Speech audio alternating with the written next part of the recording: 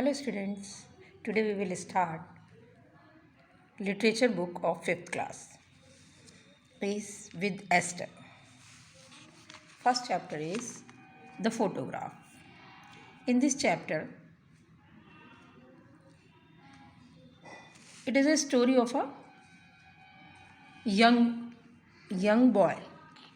Okay, let's see the chapter. I was 10 years old.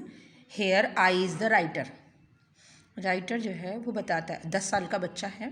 My grand mother said on a string bed under the mango tree. मेरी दादी माँ mango tree के नीचे चारपाई पर बैठी हुई थी. इट वॉज लेट समर, भरी गर्मी थी.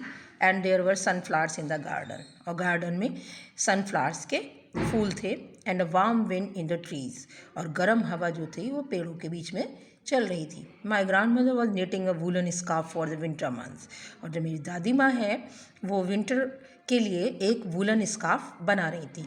She was very old dressed in a plain white sari. वो बहुत ही बूढ़ी और एक वाइट साड़ी पहने हुए थी.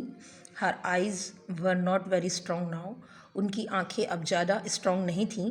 But her finger moved quickly, लेकिन जो उनकी उंगलियां थी वो ऊन सिलाई के साथ बहुत तेज़ी से चल रही थी. The needles kept clicking on all afternoon, और जो उनकी निडल्स थीं यानी कि सिलाइयाँ थीं उनकी आवाज़ पूरी दोपहरी होती रहती थी. Grandmother had white hair but there were very few wrinkles on her skin. Grandmother के वाइट हेयर्स थे बट उनकी स्किन पर रिंकल्स बहुत कम थे. I had home after playing cricket in the maidan. मैं मैदान में क्रिकेट खेलने के बाद वहाँ घर आया था. I had eaten my meal and now I was rummaging through a box of old books and family heirlooms that had just that day been brought out of the attic by my mother.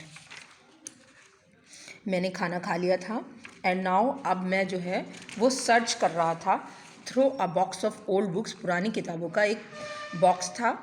A family heirlooms, family heirlooms बोलते हैं कि जो पुराना सामान रखा हुआ था.